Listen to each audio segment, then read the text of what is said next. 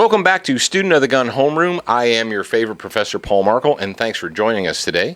Now, today's topic is gun control for the children.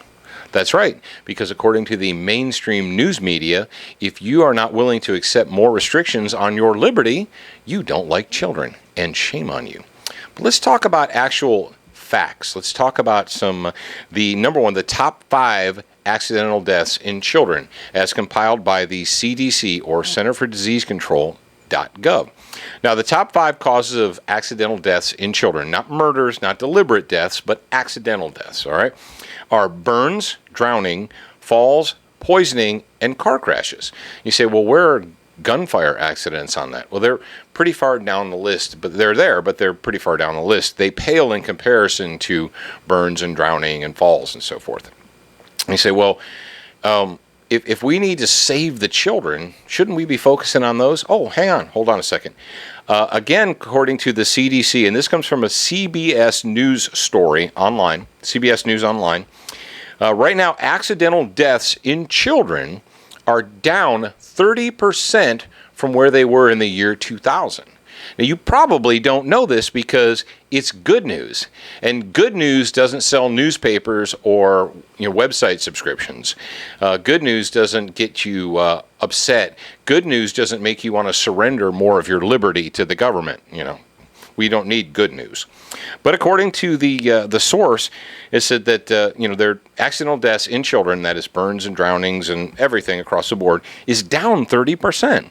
But according to the title of it, says kids accidental death rates down 30%, but we can do more. So don't take heart. We're still in a panic mode. And you would say, now we've been told by Comrade Barry and others that if we can pass a law and it'll save just one child's life, it's worth it. It's worth doing. It's worth stripping you of your liberties if we can save one child. And when you talk to your anti-gun friends or your liberal friends or those who don't really pay attention to the real world, when you talk to them at work or wherever you go, you'll hear them say things like that. Well, we need to do something to save the children. And you could say to them, okay, you're absolutely correct. You are correct. What if we could pass a law that would save the lives of 300,000 children a year? Do you think we should do it? I mean, because, Barry said if we can save one child's life, it's worth it. What if we could pass a law that saved the lives of 300,000 children? Should we do it? Now, they might be thinking, where's this guy going with this?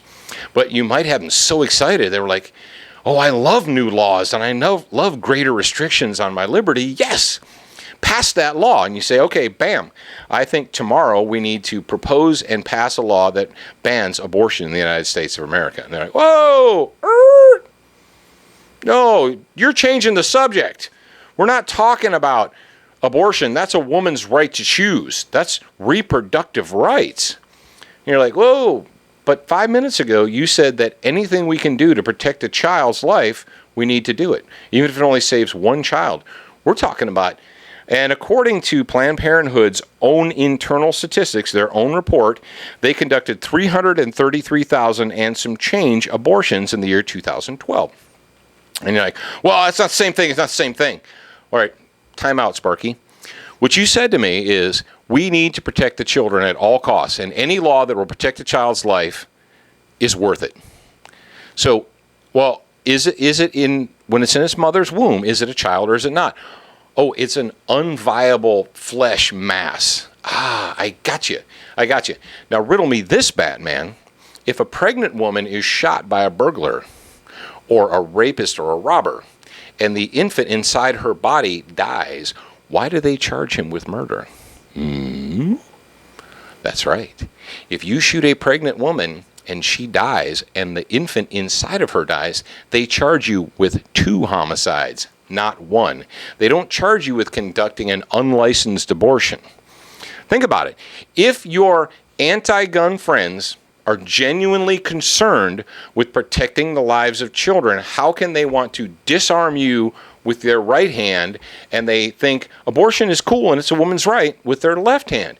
You can't have it both ways, folks. If you want to protect the children, you need to be able to accept that children inside the mom are children too. So if a child is born and it's 1 day old and it gets shot, we need to disarm the entire American populace. But if it's only 3 or 4 months old and we, take it out with a vacuum cleaner and throw it in the garbage, that's cool because it's a woman's right. I just want to know where we're operating here. And for the people that say, well, you can't allow guns in homes because they're just too dangerous for the children. We shouldn't allow people who have children at home to have guns. You say, well, all right, let's go down that road for a second. But what are the leading causes of accidental deaths in children? Well, burns, drowning, falls, poisoning, car crashes. All right. Well, in your home, do you have a heater, a stove? Is there water, a bathtub? Do you have a swimming pool? Are there any chemicals that if they were ingested by you or a child would make them die, such as cleaners, household bleach, so forth? How about gravity? Is there gravity in your home? How about a car? Do your kids get in and out of cars every day? If we were really so worried, and people say, oh, no, you have to have those things. We have to have those things because we need them. Well, then how do children grow up in a household that has fire and water and gravity? How do they survive? Well, we teach them not to touch the stove, and we teach them not to play by the pool, and we teach them not to drink the stuff under the sink. So you can teach your kids not to do that, and they won't. You can teach your kid not to play with matches or put his hand on the stove, and he won't do it, but you can't teach your kid not to play with a gun like a toy because they're just too dangerous. It's baloney and it's disingenuous. And arm yourself with the facts. The CDC.gov, all the statistics we talked about, they're online. Just Google it. Now, what is our product of the day, our recommended reading? Our product today is called the Total Gun Manual. It's from Field & Stream. It's a Field & Stream publication. It's pretty cool. It's a pretty cool book. It's full of color illustrations. Just tons and tons of color illustrations. So if you've got a man or a woman in your life who's into guns, this might be a really good gift to give them for a birthday or Christmas or whatever you're having. And because we like you, we're going to put the link up for you guys right below there. Now remember, for all things Student of the Gun, to watch the show, to listen to the radio, to read articles, go to studentofthegun.com.